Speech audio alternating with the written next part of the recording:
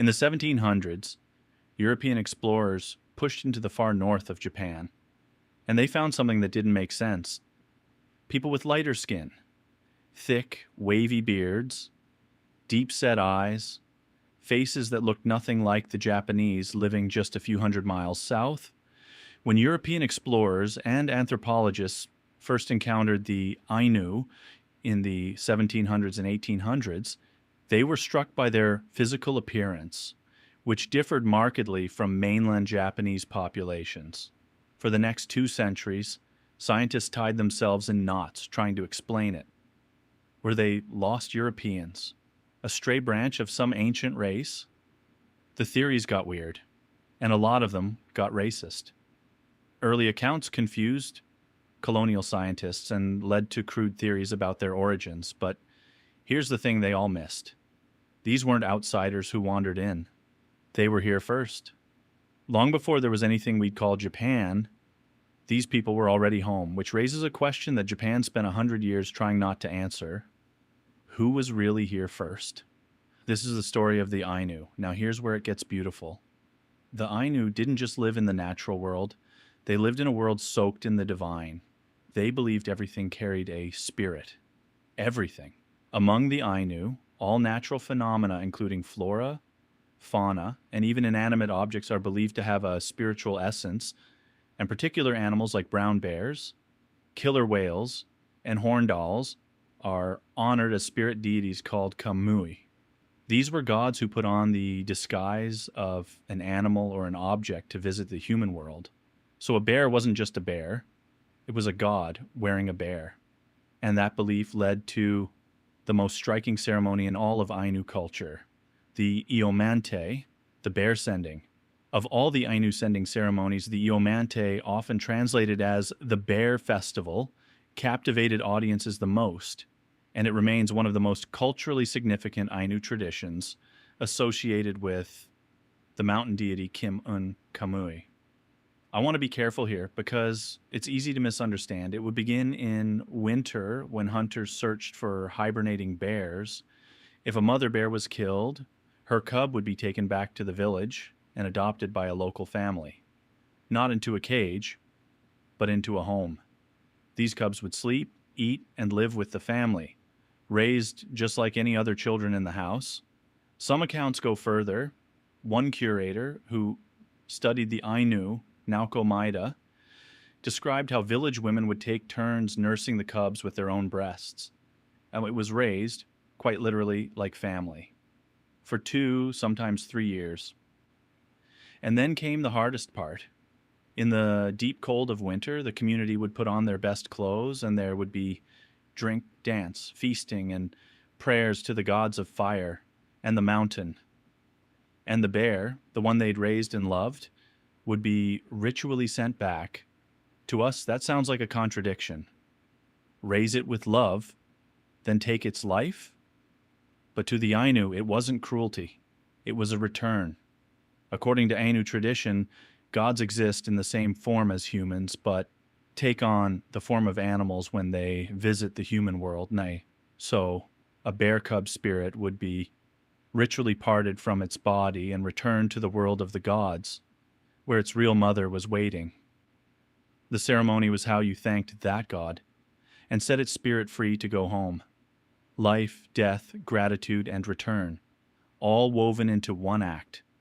Life, death, gratitude, and rebirth are all intertwined in the Iomante, deeply symbolic of the Ainu's understanding of life's cyclical nature. That was the Ainu view of the world in a single ceremony, and it showed up on their bodies too. Ainu women wore tattoos around their mouths, dark markings that, to outside eyes, looked startling, even alien. But this was one of the oldest tattoo traditions on Earth. Tattoo researcher Lars Krutak describes it as part of an artistic continuum representing one of the oldest ongoing cultural traditions in the world, spanning at least 10 millennia. A mark of adulthood, of identity, of belonging. And then there were the words. The Ainu had no written language. Their history lived in the Yukar, epic poems passed down by memory from one generation to the next. Oral traditions were a foundational pillar of Ainu culture, and among them, the yukar stand out. Epic poems akin to the great epics like the Ramayana and the Mahabharata. A whole civilization's memory, carried on breath alone, which is exactly why what happened next was so devastating, because a culture that lives in the spoken word can be silenced. For most of their history, the Ainu governed their own world in the north, trading, hunting, living by their own customs, in their own land. Then came 1869. Japan was modernizing fast, racing to catch up with the world's great powers, and it looked north to Hokkaido and saw land, resources, room to expand. As the ancient DNA research notes, after the Meiji government started sending settlers to Hokkaido as national policy in 1869, an enormous number of mainland Japanese migrated there, wave after wave of settlers. And almost overnight, the Ainu became a minority on their own ancestral land. What followed was a slow, deliberate erasure. Ainu land was taken. Their way of life was pulled apart. And the government launched a campaign to make the Ainu disappear, not by force, but by assimilation. The language was pushed out of use. Traditional hunting and fishing was restricted. The women's tattoos were banned. And even the bear ceremony was eventually outlawed. The Japanese government formally forbade the Ainu Bear Festival in the early 1960s. A law was passed that treated the Ainu not as a people to protect, but as a population to absorb. Science writer accounts describe how the law treated the Ainu as a population to be absorbed, not preserved, and it remained on the books for nearly 100 years, not replaced until 1997. The damage went deep, well into the late 20th century. Many Ainu faced discrimination in employment, marriage, and education. And so, to protect their children, many families made a heartbreaking choice. They hid. Some families hid their heritage entirely, and knowledge of the Ainu language, spiritual practices, and oral traditions eroded with each generation. Some children grew up never knowing they were Ainu at all. More of the yukar faded. More words were lost. More of that ancient thread quietly slipped away. A culture that had survived for thousands of years was, within a few generations, pushed to the very edge of vanishing. But the edge of vanishing is not the same as gone, because the Ainu never actually disappeared. They endured. Quietly, stubbornly, they held on. And near the end of the 20th century, the ground finally began to shift. In 1997, Japan passed the Ainu Culture Promotion Act, which acknowledged Ainu culture but stopped short of recognizing the Ainu as indigenous people with distinct rights, still short of the one word that mattered most.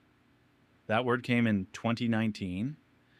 A new act legally recognizing the Ainu as the indigenous people of Japan was promulgated on April 26, 2019, and became effective on May 24, 2019. For the first time in its history, Japan named the Ainu in law as the original people of this land. The act also obligated the government to adopt measures banning discrimination against the Ainu.